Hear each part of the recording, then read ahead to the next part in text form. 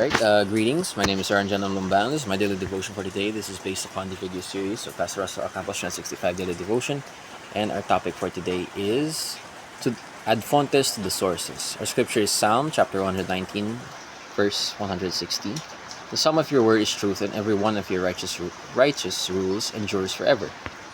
So basically, yung pinaka-context ng devotion natin is, kagaya na discuss last time, or rather, elaborate ko further ngayon, yung tinuro ni Pastor Russell Ocampo is merong mga yugto when it comes to the Christian belief, no?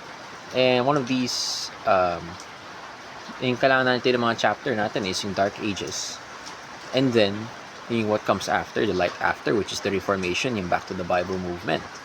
So, yung nangyari dito sa Dark Ages, basically, nangyari yung final authority, yung huling nagsasabi na ano yung katotohanan nyo, huling nagsasabi na ano ba ang sinasabi ng Panginoon ay ang church. So, madalas, yung nangyari dito, at kasama na rin din, yung church and government ay iisa. Hindi na ihiwalay. So, kumbaga, nagkakaroon ng rangko ang mga tao sa simbahan. Sa ganun, syempre, naaabuso. At kung ano-ano man pa ang nagiging basehan ng pananampalataya, kung ano-ano ang nagiging main route for salvation, no? Nabebenta ang salvation. And sa ganun, in our main topic ngayon, there are people who went back to the sources in translating it into English or into their primary language na nangyari sa Dark Ages para mabasa ng isang pangkaraniwang tao, no? So for the regular people in the area to read, in the world to understand what the Bible says.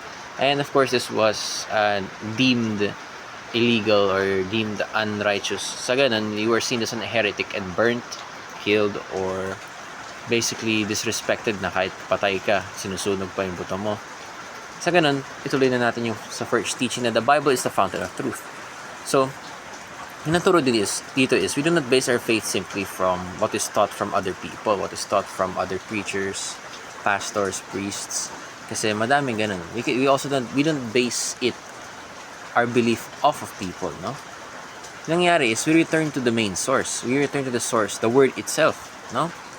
As people are not the final authority, kagaya na sabi ko kanina, of what the lessons are, what could be learned, what verses mean, ano yung pinakamalalim na ibig sabihin ng isang verse, what is the true meaning of the verse, hindi basehan, hindi nagiging pinaka-primary source natin yung tao para maintindihan natin ang salita ng Diyos, no?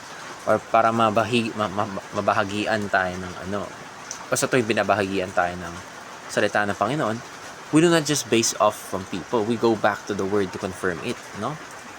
So, sa ganun, we move to our next topic. The Bible is the filter by which to test beliefs. So, yung sinasabi dito na kailangan natin kailangan natin i-filter yung mga beliefs natin through the Bible. Everyday beliefs, i-filter natin yan, tanggalin natin ang hindi ayon sa Biblia, which does not follow the beliefs of the Bible, which does not follow the rules, which does not follow the ideals the Bible stands for. You take away those beliefs in your system. Sa ganun din, the Bible and the principles in the Bible is filtered by the Bible itself, not by people. Na parang hininiwala na tayo na pinaka-ibig sabihin ay galing sa tao na isang meaning ng scripture na yun, no? So, whenever we see anything, whenever we read anything, whenever we find something online, whenever we hear anything from people, we return back to the source, no? We return back to the source and finifilter natin. Pag na-finifilter natin at kinonfirm natin na hindi totoo o totoo, we believe or we do not believe kung ano man ang ayon dun sa dalawa na nangyari. So, even our own belief should be filtered, kagaya na sinabi ko kanina. So, sarili natin mga paniniwala ay filter rin, sarili natin beliefs, sarili natin pananaw, no? Sa ganun, habang tumatanda tayo, we return back to the Bible and we revise ourselves, we filter ourselves off of the impurities and return back to what is right.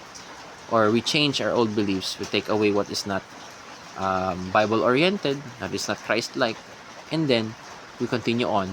And then once again, we reflect, repeat, reflect, filter, repeat, no? Lastly, the Bible is a final and unchanging authority. Kaya nasabi na kanina, na humans are not the last say when it comes to the Bible. Humans are not the last authority when it comes to the Bible or the Word of God, no? Yung pinakahuling the pinakahuling nagsasalita, ang pinakahuling the one who has the last say, or who has the authority, and unchanging authority at that, is the Bible itself, no? Or kumbaga parang constitution yan, supreme, by law mismo. So parang ganun, sasabihin natin, wala nang mas hihigit pa, no? Nothing will supersede the final say, no? Sa ganun, makikita na during the Dark Ages kasi, nangyari is, hindi naging pinakabasehan, pinahuhugutan ng pananampalataya yung Biblia. Nagiging pinakabasehan ay yung mga pare.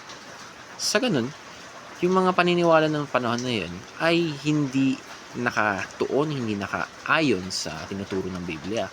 Kaya madalas yung nangyayari, yung ginagamit ng otoridad o yung otoridad nila ay naaabuso. Dahil sasabihin lang nila, nabebenta natin, sa kapangyarihan ko ang iyong absolution ng sin, or pag binayaran mo ng gantong halaga, hindi maari. Sinasabi mismo na siguradong nandun ang pangalan mo sa Biblia or in the book of life, no? Yun nangyari. Those are only a few instances, no? Pwede rin yung sabihin, if you do not give me this part of the land, or if you don't, sabihin na nila na you do not love God, or madaming ganun. Madaming nagiging paraan kung saan naaabuso ang salita ng Panginoon, salita ng Diyos, para malamangan ang kapwa natin, para mas higitin pa natin ang kapwa natin ng mga parin nung Dark Ages. Even up to now there is, but it is lessened, no? So during the Dark Ages, there are many authorities na that many authorities na yung basis of belief is not Bible-like or Christ-like. Sa ganun, na yung sila rin, na yun yung tinuturo nila ay hindi ayon sa Biblia. And they say it is the final, sa ganun, sinasabi na ito na yung pinaka-supreme or final say, na makikita natin madami talaga ng iba. Kasi kung sa contemporaryong panahon or yung contemporary na panahon ngayon, the Bible is the final say and unchanging authority, no? So kung ano man ang naging interpretasyon, ang Biblia talaga ang pinaka huhugutan mo talaga ng pagkakaintindi, pagkakaunawa ng scripture, no? If it is Bible-like, if it is Christ-like. Kasi a verse can be misinterpreted and spread.